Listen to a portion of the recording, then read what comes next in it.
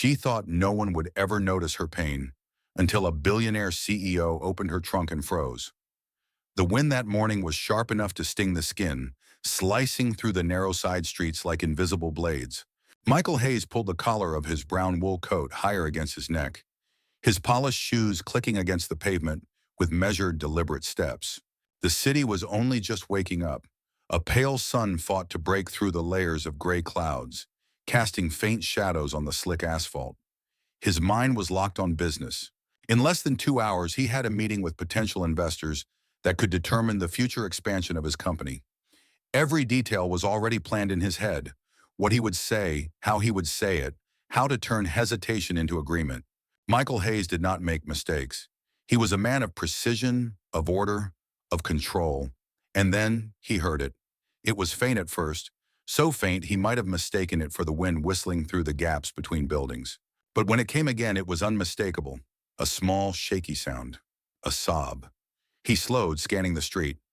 Near the corner, where an old SUV stood parked half in shadow, he saw movement. A little girl, no more than 6 years old, stepped into the light. Her blonde hair spilled from beneath a knitted hat, catching the dim sunlight for the briefest second. She wore a beige coat buttoned all the way up, though one of the buttons dangled by a single thread. Her cheeks were flushed red from the cold, but her eyes were the thing that made Michael stop walking. They were wide, glassy, and terrified. The girl took a hesitant step toward him, her boots scraping against the icy ground. Her small voice wavered, but it carried a weight no child's words should ever have. "Sir, she's too weak to beg." Michael frowned, his brows knitting together. "Who?" he asked, his tone softer than he expected it to be. She didn't answer right away. Instead, she tilted her head toward the SUV, toward the back. The trunk was not fully closed. It hung open by a few inches, like a secret it couldn't keep. Something in Michael's gut twisted. Without quite knowing why, he walked over, his shoes crunching against the thin layer of ice on the pavement. The girl trailed after him, silent now, her breath coming out in quick white clouds. He reached the vehicle, hesitated for the briefest second, and then lifted the trunk fully open. Inside, lying on her side and covered with a worn blanket, was a young woman.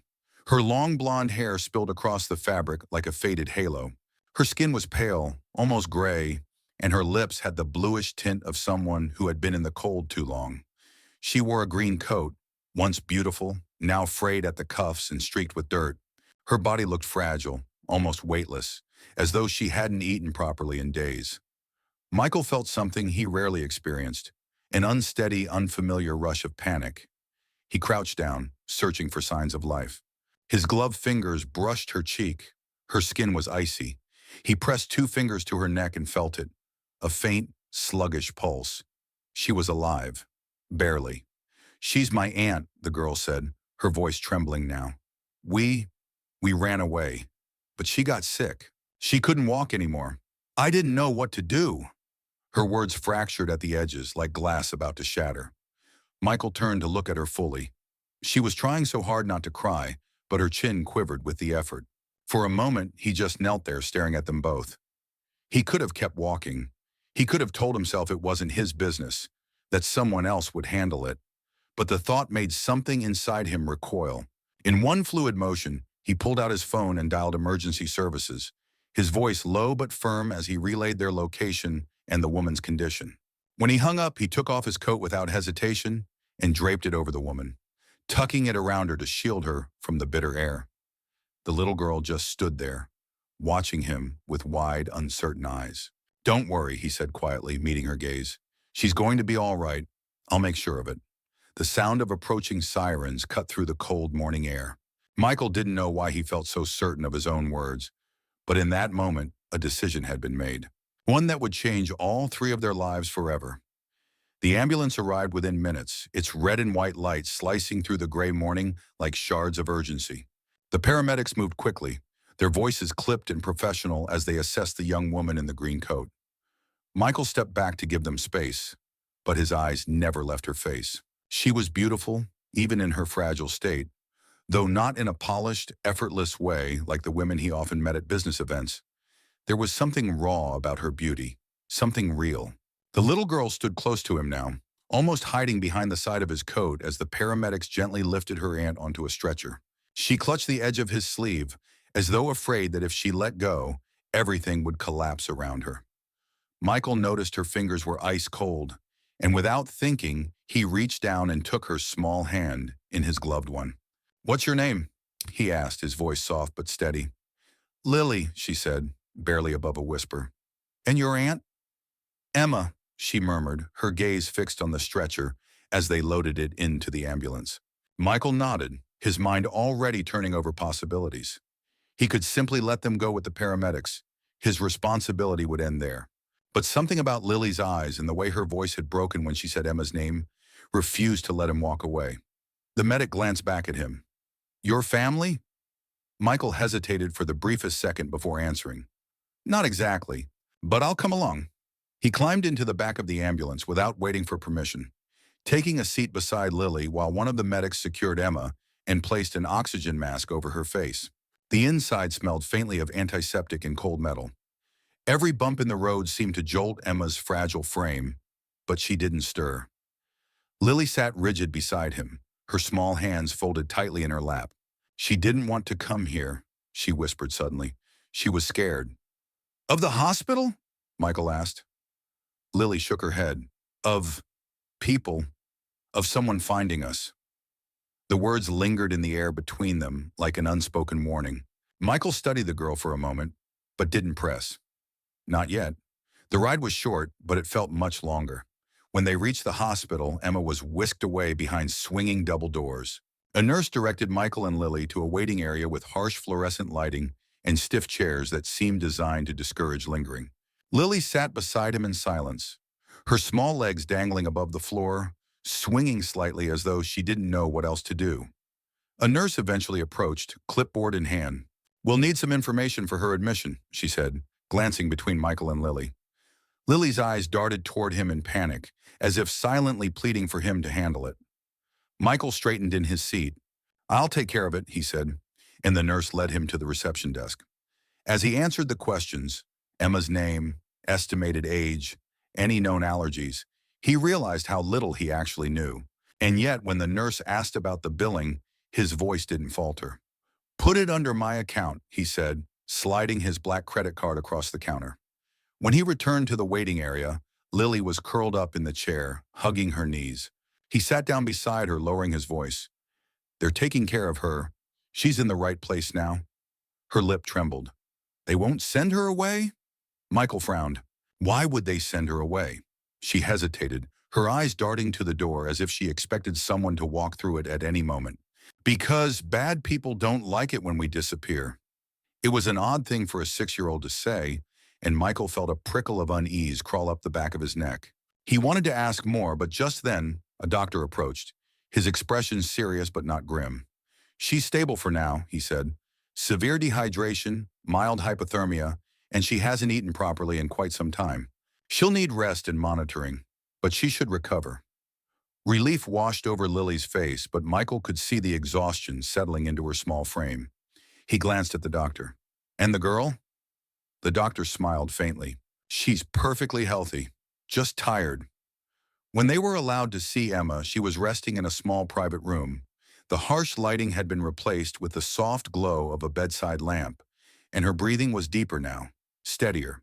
Lily rushed to her side, gripping her hand tightly. Emma stirred, her eyes fluttering open for a brief moment. They landed on Lily first, then on Michael. Confusion flickered in them, followed by something else. Wariness. "Who are you?" she asked weakly, her voice rasping from dryness. Michael stepped closer, his voice calm and measured.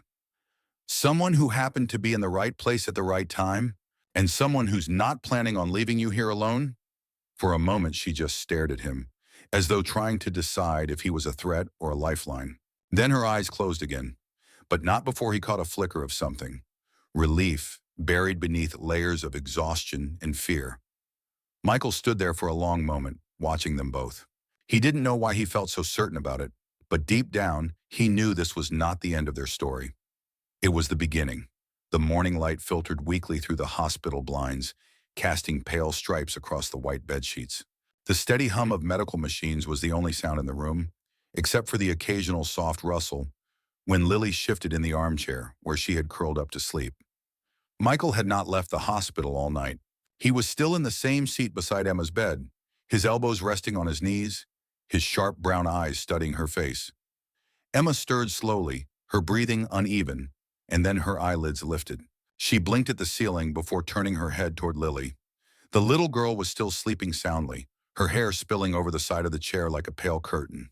Then Emma's gaze shifted to Michael, and the moment their eyes met, tension rippled through the air. "You're still here," she said quietly, her voice hoarse. "I said I wouldn't leave," Michael replied evenly. "And I don't make promises I can't keep." She looked away, her jaw tightening as though she didn't quite believe him. "You don't know me. You don't know anything about me." "That's true," he said, leaning back slightly. "But I do know you collapsed in the middle of the street, and you were so weak you couldn't even speak for yourself. I know this girl," he nodded toward Lily, "needed someone to step in. And until I'm sure you're both safe, I'm not walking away." Emma's eyes narrowed slightly, but there was no real hostility in them, only a guardedness that spoke of someone who had been cornered too many times before. "Safe," she repeated, almost as if testing the word. "You don't know what that means for us." Michael didn't answer right away. He'd learned long ago in business that silence could be more powerful than questions. And sure enough, after a moment, Emma's lips parted as if she wanted to say more, but then she closed them again and shook her head. The door opened, and a nurse stepped in with a tray of food. "Good morning, Emma. Let's try to get you to eat something," she said kindly. The smell of oatmeal and weak tea filled the air. Emma didn't touch the tray at first until Lily stirred awake and sat up, rubbing her eyes. "Aunt Emma, you have to eat," Lily whispered, and something in her small, pleading voice made Emma pick up the spoon. She took a few slow bites, as if each swallow required effort. Michael stood and crossed the room, leaning against the wall by the window. He could see her more clearly in the daylight now.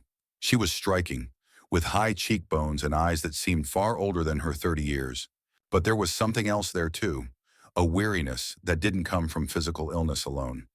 When Lily finished eating a piece of bread from the tray, she patted over to Michael and looked up at him. "You're going to help us, right?" she asked in a small, serious voice. Michael knelt so he was eye level with her. "Yes," he said simply, "but I need to understand what's going on first." Lily hesitated, glancing at Emma. Her aunt gave the smallest shake of her head, but Lily's lips trembled. "We had to leave because he was going to find us again," she whispered. Michael's gaze sharpened. "Who?" Emma's voice cut in, firm despite her weakness. "Lily, enough." She turned to Michael, her tone controlled but her eyes flashing with warning. "You've done more than enough for us already, but this is where it ends. We don't need—" "You do," Michael interrupted, his voice low but unyielding. "You might not want it, but you do. And unless you want to walk out of here with nowhere to go, and no one to stand between you and whoever you're running from, you'll let me help." For a long, heavy moment, the only sound was the faint beeping of the heart monitor. Emma looked away, her hands tightening into fists under the blanket. Finally, she said in a voice so quiet he almost didn't hear it, "His name is Thomas Carter." Michael felt the name settle in his mind like a piece of a puzzle. It was familiar, not because he knew the man personally, but because he'd heard it in circles where power and corruption often mixed. Thomas Carter was a wealthy property developer with a reputation that was as glossy in the media as it was filthy behind closed doors. "What does he want from you?" Michael asked carefully. Emma's gaze flicked to Lily, and something raw passed through her expression. "It's not just me," she said. "It's her. He thinks—" She broke off, her voice catching, and Michael's chest tightened at the sight of her fighting back tears. He didn't press her for the rest, not yet. Instead, he straightened, his voice steady. "Then it's settled. When they discharge you, you're both coming with me." Emma stared at him as if he had just spoken in another language. "You think you can just step into this and fix it?" "I don't think," Michael said, his brown eyes holding hers with a quiet intensity. "I know." Outside the window, the city was waking up, cars moving along the wet streets, the faint sound of horns in the distance. Inside the room, something had shifted. Emma might not trust him yet, but a line had been drawn. Michael wasn't letting go. And if Thomas Carter was the kind of man he suspected, Michael was already preparing for a war. Rain drizzled against the hospital windows, blurring the gray skyline outside. The discharge papers sat on the small table by Emma's bed, neatly folded in a manila folder. She had signed them reluctantly, her expression unreadable, as if each signature was another step into a future she didn't want to imagine. Michael had taken care of the bill without a word, sliding his black card across the counter and ignoring the curious glances from the receptionist. Now Emma stood beside the bed, fastening her green wool coat over the thin hospital gown she still wore underneath. Her movements were deliberate, slow, as though each motion required her to summon more strength than she had. Lily clung to her hand, wearing her beige coat and looking at Michael as if silently asking him to make sure nothing bad happened next. "I have a car waiting downstairs," Michael said quietly. "I'm not going anywhere with you," Emma replied, her voice flat. But she didn't release Lily's hand or step toward the door on her own. "You don't have a choice," Michael said, his tone calm but leaving no room for argument. "You walk out alone, you're exposed. Thomas Carter will know exactly where you are within hours. He has people everywhere in this city." Her jaw tightened at the sound of that name, and for a moment Michael thought she might refuse anyway. But instead she took a long breath and said, "Fine, but only until I figure out our next move." They moved through the hospital corridors in silence, the echo of their footsteps bouncing off the sterile walls. Michael kept himself between Emma and anyone who passed, scanning faces out of habit. Years in business had taught him that real threats rarely announce themselves. The elevator doors opened to the lobby, and they stepped out into the damp air outside. A sleek black sedan waited at the curb. Michael opened the rear door for them. Emma hesitated only for a second before guiding Lily inside. When Michael slid in beside them, the driver, a broad-shouldered man in his 40s, glanced at him through the mirror. "Home?" the driver asked. Michael shook his head. "Not yet. Take the long route." The driver nodded and pulled into traffic. Rain traced slow paths down the tinted windows. Emma sat rigid, staring out at the wet streets, her fingers tangled tightly with Lily's. Michael studied her in the faint reflection of the glass. How her sharp beauty was dulled only by exhaustion. How the green of her coat made her eyes seem almost too alive for someone carrying so much fear. Halfway across town, the car slowed. A black SUV had pulled up suddenly in front of them, blocking the lane. Michael's posture shifted instantly, and his hand went to the door handle. "Stay here," he told Emma, his voice low. The SUV's driver's door opened, and a man stepped out. Tall, heavy-set, wearing a suit far too expensive for the neighborhood they were in. His smile was smug, but his eyes were sharp, predatory. Michael didn't recognize him, but he didn't need to. The man's presence was message enough. "Mr. Hayes," the stranger said, his tone oily. "I hear you've been doing a little charity work, picking up strays." His eyes flicked toward the back seat, toward Emma and Lily. Michael stepped closer, blocking his view entirely. "If you've got something to say, say it." The man's smile widened just a fraction. "My employer doesn't appreciate other people touching what belongs to him." Michael's jaw tightened. "You tell your employer," he said slowly, "that if he thinks these two belong to him, he's already lost." The man's gaze hardened, and for a moment, the rain seemed to fall heavier between them. Then he gave a slow, mocking nod, stepped back into the SUV, and the vehicle reversed, disappearing into the traffic as quickly as it had appeared. Michael got back into the sedan. Emma's face was pale, her eyes burning with a mix of fear and anger. "That was one of his men," she said, her voice trembling. "Yes," Michael replied simply, "and it won't be the last time, which is why we're not going to any place he might expect." "Where then?" she asked, still clutching Lily. "My place. It's secure. And until I find out exactly what Carter's planning, you're both under my protection." She stared at him, disbelief etched into every line of her face. "You think you can protect us from him?" Michael didn't look away. "I know I can." The rest of the ride was silent, but the air between them was charged. Emma knew now that the danger was closer than she had wanted to admit. Michael knew something else. Thomas Carter had just drawn the first line in a fight Michael had no intention of losing. By the time they reached the high steel gates of his private estate, the rain had stopped, but the storm between them had only begun. The car rolled through the tall wrought iron gates, which closed behind them with a low mechanical hum. The driveway curved through manicured grounds, lit by subtle pathway lights that made the wet pavement glisten under the night sky. Emma's gaze was fixed outside, but she wasn't admiring the scenery. She was searching for a sense of safety that she still couldn't quite believe existed. Michael's estate was nothing like she had imagined. The building that came into view was massive, yet understated. Modern glass walls framed with dark stone, surrounded by trees that acted as a natural barrier from the world beyond. Security cameras dotted the perimeter, and at least 2 guards were visible, patrolling in the distance. The car stopped under a covered entryway. Michael stepped out first, holding the door open for Emma and Lily. She hesitated before taking Lily's hand and stepping onto the warm, dry tiles beneath the awning. The heavy front doors opened before they even reached them, revealing a tall woman in a black suit. "Mr. Hayes," she greeted Michael with a crisp nod, before her eyes flicked toward Emma and Lily, softening almost imperceptibly. "Guest accommodations are ready." "Thank you, Marlene," Michael replied. "They'll be staying in the East Wing. Make sure everything is secure." "Yes, sir." Inside, the house was immaculate, minimalist but warm, with deep wood floors, high ceilings, and soft lighting. Emma found herself clutching Lily's coat a little tighter, feeling suddenly out of place among such luxury. Lily's wide eyes darted around, taking in every detail, her small hand tightening around her aunt's fingers. "This way," Michael said, leading them through a hallway lined with abstract paintings. They reached a set of double doors. When Michael opened them, Emma's breath caught.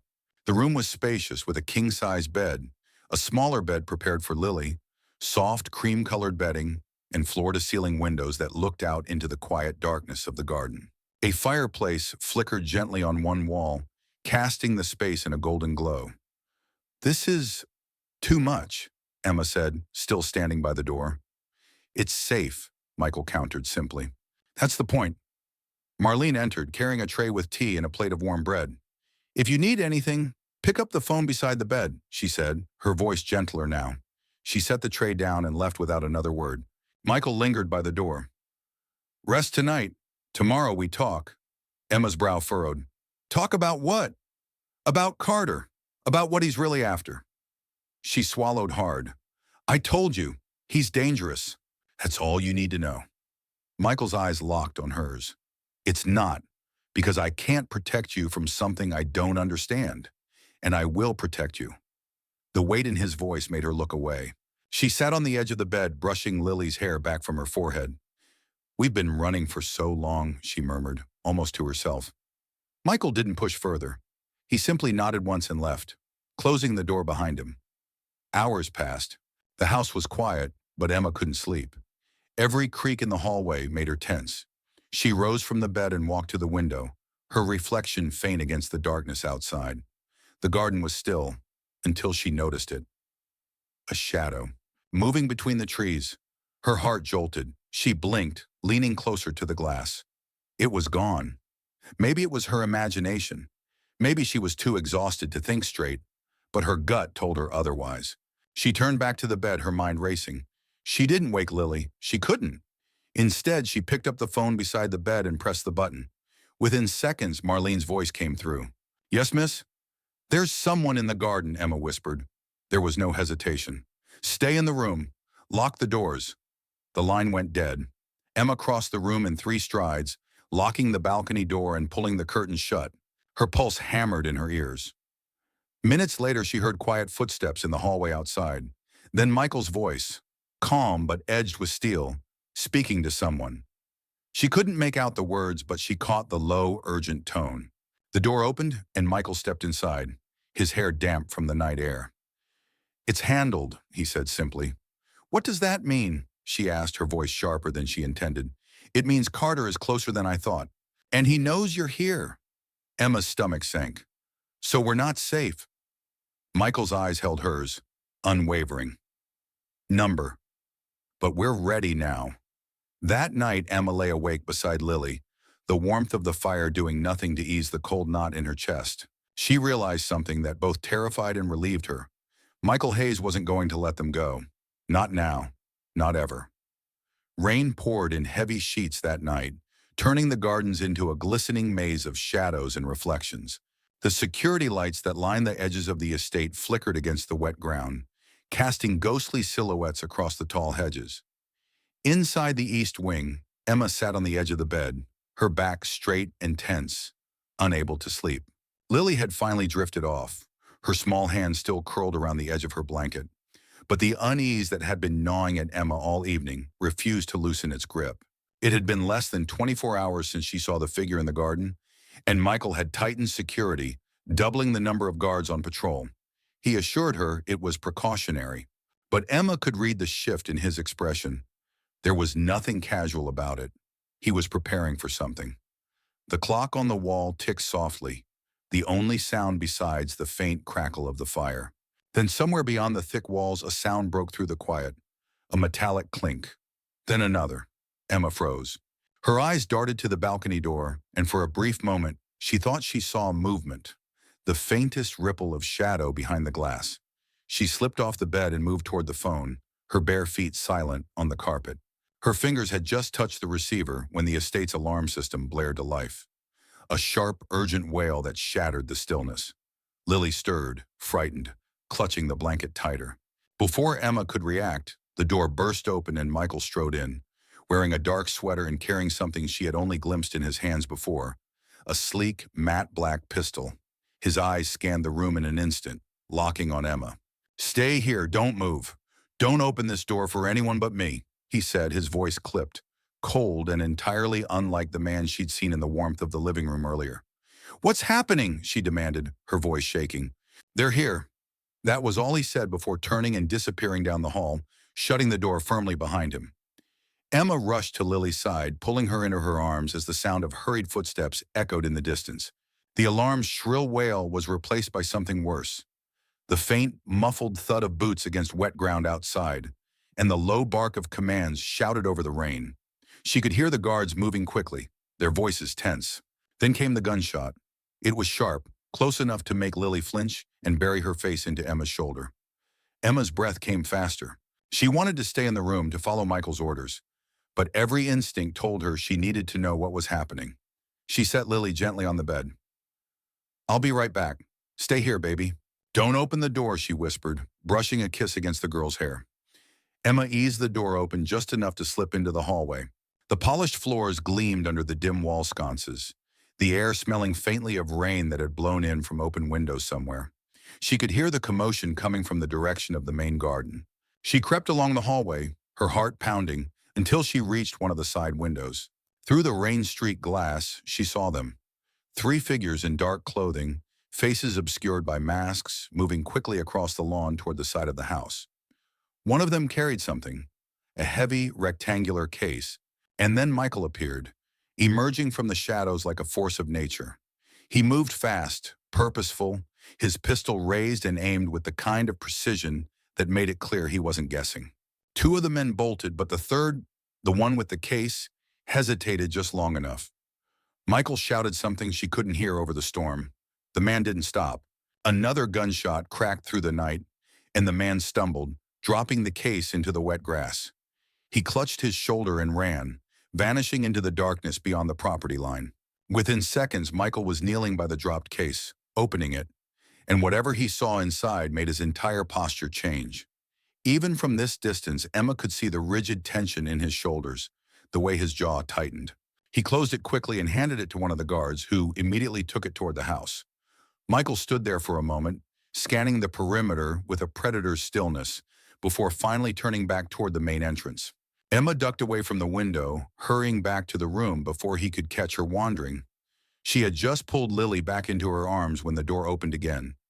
Michael stepped inside, his hair wet, his sweater darkened by rain. He set the pistol on a nearby table and crouched in front of her, his expression a strange mix of relief and something far more dangerous. "They won't be back tonight," he said quietly, his eyes fixed on hers. "But they will come again. And next time, they won't stop at the garden." Emma swallowed hard. "What was in that case?" He didn't answer right away. Instead, he reached into his pocket and pulled out something small, a folded photograph. He handed it to her. Emma unfolded it with trembling fingers. It was a picture of Lily, not a random snapshot. It was the exact one Emma kept in her wallet, the one she'd taken last Christmas. Her blood ran cold. "How did they have someone watching you?" "Claude," Michael said, his voice low, every word heavy. And that means we don't have the luxury of waiting anymore. Tomorrow you tell me everything. No more holding back. Emma clutched Lily tighter, her heart pounding in her ears. The storm outside roared on, but inside the danger had shifted. It wasn't just about Carter anymore. Someone had been closer to them than she'd ever imagined, and Michael was no longer just a protector. He was preparing for war. Snow was still falling in thick, lazy flakes when Ethan finally pulled his car to a stop outside the small, weathered motel where Emily and Lily had been staying. The drive had been long and silent, save for the sound of the wipers fighting the storm. Inside the car, the tension was heavy. Ethan's jaw tight with unspoken thoughts. Emily staring down at her trembling hands. Lily quietly leaning against her aunt, exhausted from the day's events. He killed the engine and turned toward them. "You don't belong here," he said softly but firmly, his deep brown eyes locking with Emily's. There was no judgment in his tone, only a quiet conviction that caught her off guard. She wanted to tell him that this was the only place she could afford, that after everything she'd been through, she wasn't in the position to dream of better. But the words caught in her throat. Emily opened her door and stepped into the cold night air, clutching her thin coat around her. Lily slipped her small hand into hers, looking up with sleepy eyes. "Aunt Emily," she murmured, "I don't want to stay here tonight." The child's voice was barely a whisper, but it pierced Emily's heart. Ethan came around the car, his tall frame cutting an imposing figure against the snow. Without hesitation, he reached for their small duffel bag. "You're coming with me," he said simply. Emily stiffened, instinctively stepping back. I can't just—" "You can," he interrupted gently, "and you will. I'm not leaving you here." There was something in his voice, an unwavering steadiness, that made her stop protesting. She glanced down at Lily, whose tired eyes were silently pleading. Emily's resistance crumbled. With a small nod, she let him guide them back into the car. The drive to his home was a blur. Emily tried to make sense of the situation. Why was he doing this? He was a billionaire CEO, a man whose world was made of glass towers and sharp suits, someone who should have been too busy for strangers. Yet here he was, offering warmth and safety without asking for anything in return. When they arrived at his house, Emily was stunned. It wasn't the cold, soulless mansion she'd imagined. Though it was large and elegant, it radiated warmth. Golden light spilled from the windows, and inside the scent of cinnamon and pine wrapped around them like a blanket. Lily's eyes lit up as she spotted a massive Christmas tree in the corner, adorned with delicate glass ornaments. "You'll stay here in the guest wing," Ethan said, leading them down a quiet hallway. "It's private. You can have space, but you'll be safe." Emily felt the weight on her chest ease just a little. She still didn't understand why he cared, but as she tucked Lily into the softest bed the child had ever slept in, she realized she didn't have the strength to push him away anymore. When she turned to leave the room, she found Ethan standing in the doorway, his gaze unreadable. "Emily," he said quietly, "I don't know what happened to you before tonight, but I promise you, you'll never have to face it alone again." Something inside her shifted. For the first time in years, she believed him, and that terrified her. The morning light filtered through the tall windows, spilling across the soft cream walls of the guest room. Emily stirred awake, momentarily disoriented by the warmth of the blankets and the faint smell of freshly brewed coffee drifting through the air. For a fleeting moment, she forgot the chaos of her life, the constant fear, the cold nights, the endless uncertainty. Then she remembered where she was. Lily was still curled up beside her, sleeping soundly, a small smile on her face as if she were dreaming of something safe and beautiful. Emily brushed a strand of hair from her niece's forehead, her heart aching with a mixture of relief and fear. This was too good. People didn't just swoop into your life and offer salvation without wanting something in return, did they? Downstairs, she heard quiet footsteps and the muffled sound of a kettle clicking off. She slipped out of bed and padded into the hallway, her bare feet sinking into the plush carpet. As she descended the staircase, she saw Ethan in the kitchen, sleeves rolled up, pouring tea into 2 cups. His movements were deliberate, calm like a man who had all the time in the world. He noticed her and offered a faint smile. "Good morning," he said, his voice still husky from sleep. "I wasn't sure if you like coffee or tea, so I made both." Emily stood there for a moment, unsure how to respond. No one had done something so thoughtful for her in years. She finally took the tea he offered, murmuring a soft thank you. They sat at the kitchen island, the silence between them both comforting and unsettling. She could feel him studying her, not in a way that made her defensive, but as though he was trying to understand her without forcing her to speak.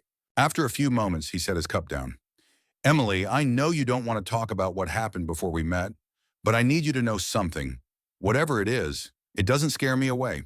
I've dealt with contracts worth billions, corporate takeovers, public scandals, but nothing matters more than doing what's right when someone's in trouble. Her throat tightened. Why me? She asked, her voice barely above a whisper. His eyes softened. Because when I saw you in the snow, when I saw Lily holding on to you with everything she had, it was like I was looking at a moment I couldn't walk away from. And maybe, he hesitated, his voice dropping lower, maybe I've been looking for something real for a long time.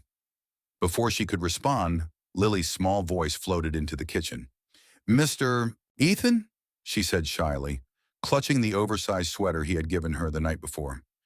Is it okay if we stay here? Just for a little while.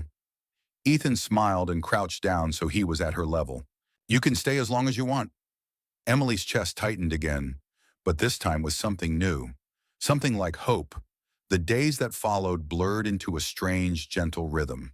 Ethan gave them space, never pressing too hard, but he was always there, walking Lily through his garden, making dinner with Emily in the kitchen, laughing softly at Lily's made-up stories.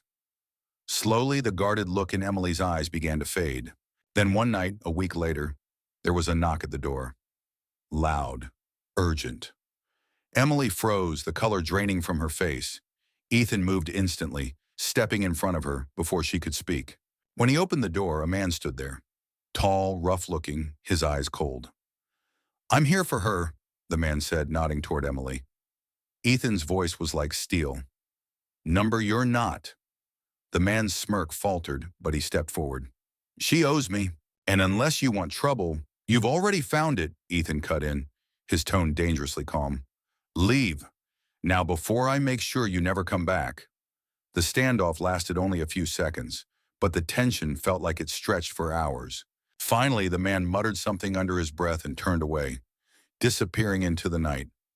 Ethan shut the door and turned to Emily, whose hands were shaking. Without a word, he pulled her into his arms, holding her tightly, as if to anchor her to the ground. It's over, he whispered against her hair. He's not coming back. I'll make sure of it. And in that moment, Emily believed him. Weeks later, the snow had melted, and the house was filled with the sound of laughter. Lily was in the garden, chasing the first butterflies of spring, while Ethan and Emily stood on the porch, watching her. This doesn't feel real, Emily said quietly. It's real, Ethan replied, his hand finding hers. And it's not going anywhere. Neither am I. For the first time in years, she allowed herself to smile without fear. And as she leaned into him, watching Lily's carefree joy, she realized that sometimes the most shocking thing wasn't how bad life could get, but how unexpectedly beautiful it could become when someone refused to let you face it alone. This story, at its core, is not just about romance or a chance encounter. It is about the way one moment can completely alter the course of a person's life.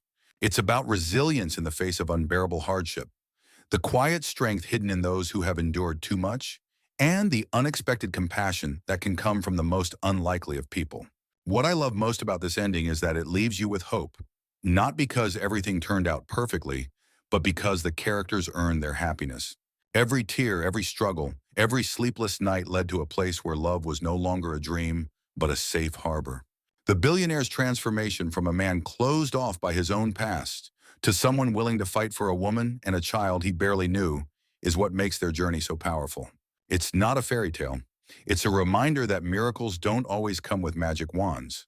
Sometimes they come in the form of a stranger who refuses to walk away.